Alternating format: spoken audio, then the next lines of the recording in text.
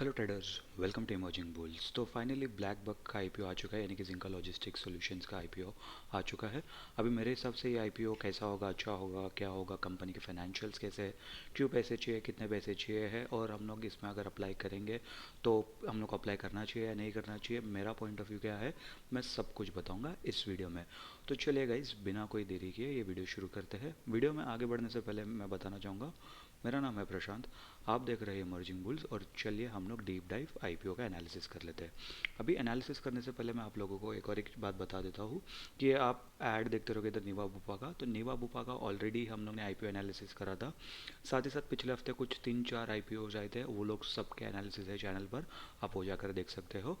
और साथ ही साथ अभी तक अगर आपको ये वीडियो पसंद आया होगा, मतलब अभी तक तो हम लोग ने कुछ स्टार्ट भी नहीं करा है, बट अगर आपको ये वीडियो पसंद आएगा तो वीडियो को लाइक कर देना, चैनल को सब्सक्राइब कर देना, शेयर कर देना अपने दोस्तों के साथ, फैमिली के साथ। और जब भी आप सब्सक्राइब करोगे तो बेल नोटिफिकेशन भी दबा देना, ताकि हमारी आने वाली वीडियोस पे भी आप लोगों को नोटिफिकेशन मिल जाएगा। तो चलिए बिना कोई देरी के आईपीओ के डिटेल्स देख लेते हैं। सबसे पहले हम लोग आईपीओ की डेट्स देख लेते हैं।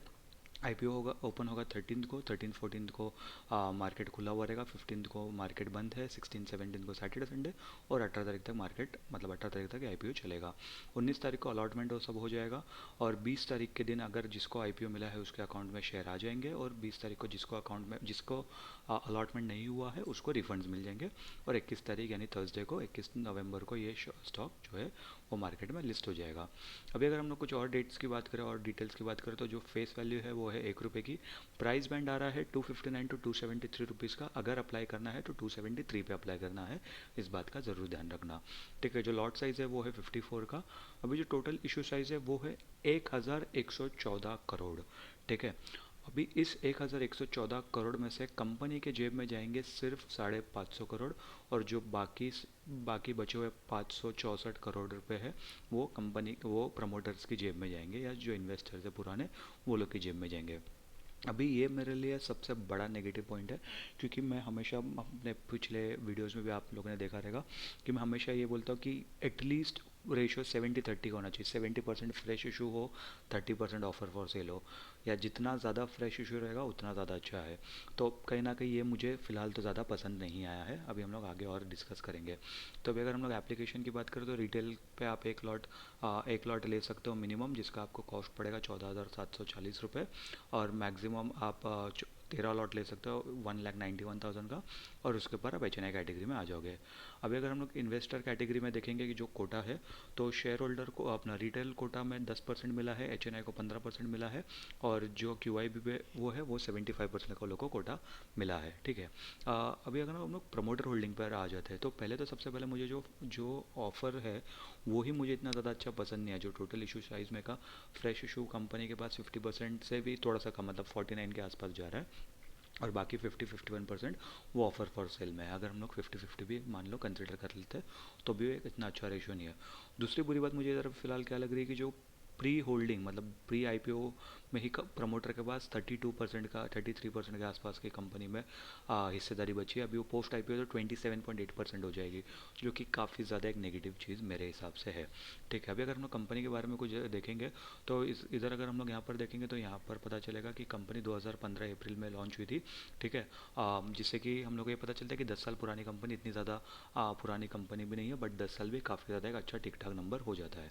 अभी ये लोग का जो ये कंपनी का नाम है जिंका लॉजिस्टिक सॉल्यूशंस, जो लोग का प्लेटफॉर्म यानी कि एक ऐप है, ब्लैक बक ऐप, जो काम करता है ट्रक ऑपरेटर्स के लिए। ठीक है, अभी अगर ये लोग यहाँ पर देखेंगे 2024 में 9,63,345 truck operators in the country conducted their business through this platform, जो कि नंबर्स अच्छा है। ठीक है, और उसके अंदर अगर हम लोग देखेंगे इंडिया के ट्रक ड्राइवर्स में 27.52% के जो ट्रक ड्राइवर्स है वो लोग ब्लैक बक का ऐप यूज़ करते हैं, जो कि नंबर्स अगेन काफ़ी ज़्यादा अच्छा है। ठीक है, Zinka logistic offers BlackBuck app is a platform that offers payment, telematics of freight, marketplace and vehicle financing services to help truck operators achieve their goals efficiently. ठीक है, तो बेसिकली ये लोग जो भी ट्रक ड्राइवर से related जितना भी, मतलब पेमेंट का काम हो गया, व्हीकल फाइनेंस कराना हो गया, वो सब ये लोग खुद ही करके दे देते हैं। तो ये लोग मोटा मोटी एक क्या कहते हैं, वन स्टॉप शॉप जैसा ये लोग बनने की कोशिश करें, जो ट्रक ऑपरेटर्स के लिए काम आएगा। ठीक है। तो ये लोग का अगर ग्रॉस ट्रांजैक्शन वैल्यू अगर हम लोग देखेंगे तो 173,961.93 मिलियन इन पेमेंट्स है। ठीक है। वो वैल्यू है, वो उतने ज़्यादा पेमेंट्स नहीं हुए, मतलब उतनी बार पेमेंट्स नहीं हुए, उतने की वैल्यू के पेमेंट हुए। ठीक है। अगर एवरेज मंथली एवरेज देखेंगे एक्टिव टेलीमेटिक्स ड्राइवर्स के तो 3,56,000 है। ठीक है। And has facilitated 4,000 loans with a total value of 1967.88 million. ये रुपीज़ में है, डॉलर्स में नहीं, इस बात का भी ध्यान रखना आप लोग। ठीक है। अभी अगर हम लोग company offered vehicle financing to customers in 48 district across 7 states. ठीक है। अभी लोग व्हीकल फाइनेंसिंग यानी कि जैसे मान लो कि अगर मुझे कल को मुझे अगर उबर चलाना है, ठीक है, बट मेरे पास गाड़ी खरीदने के पैसे नहीं है, तो उबर शायद, मतलब मुझे पता नहीं ऐसा सच में होता है कि नहीं होता, बट उबर या ओला मुझे शायद फाइनेंस करके मुझे गाड़ी दे सकते हैं, और फिर मैं उसका धीरे धीरे पेमेंट कर लूँगा, और उसके बाद वो गाड़ी भी इवेंचुअली मेरे नाम पे हो जाएगी जैसे उसके सारे पेमेंट्स हो जाएंगे, और मेरा जो उबर है, उबर या ओला में मेरा जॉब भी चलता रहेगा। तो लोग वैसे ये लोग फाइनेंसिंग करके देते हैं कि भाई अगर कोई ट्रक ड्राइवर आया, जो लोग को क्या कहते हैं, वो लोग के प्लेटफॉर्म पे आना है बट उसके पास उतने पैसे नहीं है ट्रक खरीदने के, तो वो लोग कहीं ना कहीं लोन लेके ये लोग का खुद ही लोग फाइनेंस भी करके दे देंगे। ठीक है। अभी लोग की कंपनी कम्पिटेटिव स्ट्रेंथ की अगर हम लोग बात करेंगे तो India largest platform for digital truck operator, तो मेरे हिसाब से ये सही हो सकता है क्योंकि उसके दो कारण है। क्योंकि 27.5% का मार्केट शेयर ये लोग के पास है, मतलब 27.5% के जो ट्रक ड्राइवर्स लोग हैं वो लोग ये लोग को ऑलरेडी यूज़ करते हैं, जो कि काफ़ी ज़्यादा अच्छा नंबर है। दूसरा, मैंने कभी तो नहीं सुना कि ट्रक ड्राइवर्स लोग के लिए भी कुछ ऐसे ऐप्स बनते हैं, तो ये मेरे लिए मुझे मुझे तो अब भी खुद पता चल रहा है कि भाई ऐसा भी, मतलब ऐसा भी एक बिजनेस मॉडल है जो कि काफ़ी ज़्यादा अच्छा है। Wide network of truck operators built over the 9 years of its existence, तो ऑब्वियसली लोग के जितने भी हर एक रीजन में होंगे लोग के ट्रक ड्राइवर्स, तो जो कि काफ़ी ज़्यादा अच्छी बात है। New offerings to address market gaps and fulfil customer needs. ठीक है। ये तो अगेन ये सब एक वैसी चीज़ है ना, ये क्या बोलते हैं इसको, हम लोग मैनेजमेंट एनालिसिस के हिसाब से कर सकते हैं, या ये इनटैंजिबल चीज़ है, हम लोग इसको जब तक ये नंबर्स में नहीं दिखेंगे तब तक हम लोग इसको समझ नहीं सकते कि क्या है क्या नहीं है। वो तो सिर्फ मतलब कंपनी बता रही है कि कंपनी कर रही है, मैं नहीं कह रहा कि कंपनी झूठ बोल रही है, बट कैसा है कि जब तक हम लोग को नंबर्स पे नहीं दिखेगा कि हाँ भाई इतने ट्रक ड्राइवर लोग हैं पहले थे, अभी ये लोग का ये स्ट्रैटेजी, आगे चल के वो स्ट्रैटेजी होगा, फलाना फलाना, और उसके बाद उतने नंबर से दिख रहे हैं, तो फिर मैं इतना ज़्यादा अच्छे से बिलीव करूँगा। ऑब्वियसली डीआरएच पे मेरे लोग ने डाला रहेगा, बट मैं फिलहाल अभी डीआरएच पे डिस्कस नहीं कर रहा हूँ इधर। ठीक है। और strong multi channel sales network and effective sales and service strategy promote customer acceptance. ठीक है। High growth business with operational leverage and high profitability, experience management team. ठीक है। तो जो कि काफ़ी ठीक ठाक सी, ज़्यादा इसके अंदर कुछ मुझे बुरा तो नहीं लग रहा है ऑब्वियसली, क्योंकि कॉम्पिटिटिव स्ट्रेंथ है तो इसके अंदर ये सिर्फ और सिर्फ जो लोग की स्ट्रेंथ है वो सब बताएंगे, वीकनेसेस नहीं बताएंगे। ठीक है। There is the company had 4,289 employees as of March 31, 2024, तो मतलब 4,300 के आसपास ये लोग एम्प्लॉयज़ है, जो कि ठीक है एक अच्छा सा नंबर ही है। अभी अगर हम लोग नंबर्स की बात करेंगे, फाइनेंशियल्स की बात करेंगे, तो फुल ईयर और एक क्वार्टर ही मिला है, जबकि मैंने पिछले हफ्ते वाले भी जितने आईपीओ डिस्कस करते हैं सब में मैंने यही कहा था कि सेकंड क्वार्टर खत्म होकर एक महीना भी निकल चुका है, बट फिर भी हम लोग को सेकंड क्वार्टर के फाइनेंशियल्स अभी तक कोई भी आईपीओ में नहीं आए हैं, जो कि काफ़ी ज़्यादा एक बुरी बात है। ठीक है। अगर आप इस बात से अग्री करते हो तो कमेंट में ज़रूर येस या नो लिख देना। ठीक है। अगर अग्री नहीं करते तो नो लिख देना।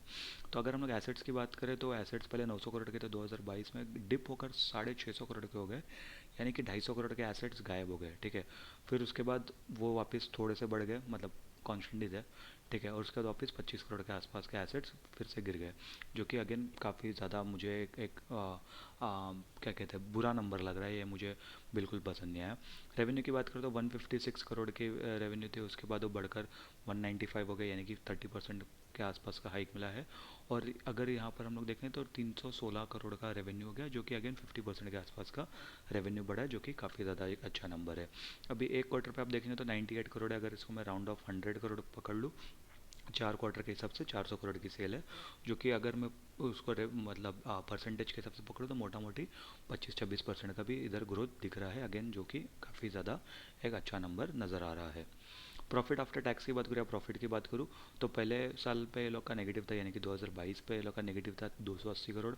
फिर उसके बाद रेवेन्यू बढ़ा लेकिन नेगेटिव, और जो प्रॉफिट आफ्टर टैक्स है वो भी और ज़्यादा कम हो गया 290 करोड़।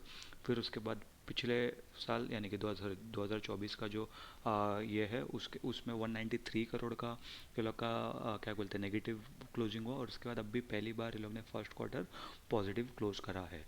लेकिन अभी 32 करोड़ का ही पॉजिटिव है। अभी हो सकता है कि ईयर एंड आते थे, यानी कि जब ये फाइनेंशियल ईयर ख़त्म होगा तो शायद ये ईयर भी नेगेटिव क्लोज हो सकता है, क्योंकि इसके अंदर में हम लोग ईयरली डेटा देख रहे हैं तो शायद हो सकता है कि फर्स्ट क्वार्टर है, सेकंड क्वार्टर ये लोग अच्छा खासा प्रॉफिट कमा रहे हैं, बट उस प्रॉफिट को लोग सस्टेन नहीं कर पा रहे और कैश बर्न हो रहा है। ठीक है, अभी बर्न वन वो सब क्या होता है, अगर आप लोगों को नहीं पता है तो कमेंट कर देना, मैं पूरा बिजनेस को कैसा रीड करते हैं, बिजनेस को कैसा समझते हैं, उसके ऊपर चाहिए तो एक डिटेल सीरीज़ ही लेके आ जाऊँगा, एक वीडियो नहीं, चाहिए तो एक सीरीज़ ही लेके आ जाऊँगा, या फिर अगर एक वीडियो में भी बताना है, बट वो वीडियो 3-4 घंटे लंबा हो सकता है। तो अगर आप ये सब चीज़ में इंटरेस्ट हो तो समझ मतलब ज़रूर आप कमेंट करके बता देना। या तो फिर दूसरा, अगर छोटा मोटा अगर आपको नहीं इतना बड़ा वीडियो या सीरीज़ फॉलो करना है, तो आप शार्क टैंक के 2-3 एपिसोड देख लोगे ना, तो उसके अंदर भी थोड़ा बहुत आप लोगों को समझ में आ जाएगा। ठीक है, रिजर्व्स की बात करें तो पहले 377 करोड़ के रिजर्व्स थे, वो सीधा घटकर 66 करोड़ के रिजर्व्स हो गए, फिर वापस बढ़कर 311 हो गए, अभी वापस बढ़कर मतलब 340 करोड़ के आसपास हो गए। बोरिंग्स की बात करें तो 200 करोड़ की बोरिंग्स है, घटकर 165 हो गई, फिर 173, अभी कहीं ना कहीं 161। तो अगर सबसे अच्छा नंबर्स की मैं बात करूँ तो दो ही मुझे अच्छे लगे। एक जो रेवेन्यू कॉन्स्टेंटली ग्रोइंग है, लेकिन बुरी बात यह है कि वो लोग प्रॉफिट नहीं बना पा रहे, लोग सेल्स तो जनरेट कर रहे हैं बट प्रॉफिट नहीं बना पा रहे। दूसरा, फिलहाल बोरोइंग्स फिलहाल कम होती हुई नज़र आ रही है, लेकिन अगर मैं अगर बात करूँ तो मेरे हिसाब से मुझे ज़्यादा अच्छा नंबर कब लगेगा, जब रिजर्व्स बोरोइंग से कम 3 से 4 गुना रिजर्व्स रहेंगे। मतलब अभी 160 करोड़ की बोरोइंग्स है, तो कम से कम 650 करोड़ के आसपास के रिजर्व्स रहेंगे, तो ये नंबर और ज़्यादा कहीं ना कहीं एक इंटरेस्टिंग नंबर मुझे नज़र आएगा। ठीक है, तो इस बात का ध्यान रखना चाहिए हम लोग को। अभी अगर हम लोग कुछ इंपॉर्टेंट रेशियोज़ की बात करेंगे तो ROE 9.39% है, जो कि ठीक ठाक सा नंबर है। ROC काफ़ी ज़्यादा खराब है, 1.50 का, मुझे अगेन इतना पसंद नहीं है। डेट टू इक्विटी रेशियो 0.547 का है। प्राइस टू बुक वैल्यू 14.6 का, जो कि अगेन इतना ज़्यादा मुझे पसंद नहीं आया है। ठीक है, अर्निंग्स पर शेयर की बात करेंगे तो प्री IPO -12 पे चल रहा है, पोस्ट IPO 7.34 पे चला जाएगा। प्राइ price to earning ratio, PE ratio की बात करें तो -22 से वो 37.2 पे चला जाएगा, और दोनों नंबर पॉजिटिव में है। ठीक है, अभी हम लोग ऑब्जेक्टिव की बात कर लेते हैं कि भाई कंपनी पैसे क्यों उठा रही है। ठीक है, पहले तो इसका जनरल कॉर्पोरेट पर्पस को हटा दो। दूसरा अगर देखोगे तो funding toward sales and marketing cost, शायद एडवर्टाइजमेंट या कुछ वैसा वो लोग को करना रहेगा, नई कुछ स्ट्रैटेजी लानी रहेगी, तो उसके लिए पैसे उठा रहे, जो कि अच्छा सा मतलब अच्छी बात है। ऑब्वियसली कहीं ना कहीं एक्सपांशन के बारे में सोच रहे हैं। Investment in Blackbuck Finserv private limited, its NBFC subsidiary for financing and the augmentation of its capital base to meets its future capital requirement. ठीक है, अभी NBFC क्या होता है, नॉन बैंकिंग फाइनेंशियल कंपनी। ठीक है, अभी इसके अंदर क्या होता है ना, कि जैसे बजाज बजाज का आप स्कूटर खरीदने जाते हो, ठीक है, बाइक वाइक लेने जाते हो, तो आपको अगर लोन रहेगा तो बजाज फिनसर्व से, बजाज फाइनेंस से ही आप लोन ले सकते हो, करेक्ट। तो वैसा ही स्ट्रैटेजी ये लोग यहाँ पर ट्राई करने की कोशिश करें कि भाई जो जो बंदा अपने प्लेटफॉर्म पे आ रहा है, उसको अगर लोन वोन भी चाहिए तो हम लोग उधर से और लोन भी वहाँ पर से करवा के दे देंगे, जो कि ये लोग अभी भी ऑलरेडी कर रहे हैं। लोन फैसिलिटी वो सब हम लोग ने ऊपर देखा था, बट शायद से लोग इसका एक सोच रहे हैं कि लोग अपने नया कंपनी बना देंगे, मतलब जो बनी हुई है, बट उसके ऊपर उसको अग्रेसिवली शायद उसके ऊपर लोग ये करने का सोच रहे हैं कि भाई हम लोग इसी से ही हम लोग लोन का काम करेंगे, और ये वाला जो ये लोग का ब्लैक बक का करंट ऐप है, इससे ये लोग का सिर्फ पेमेंट और जो दूसरे ट्रांजैक्शन वो लोग कर सकते हैं वो करने की कोशिश करेंगे, ऐसा मुझे लगता है।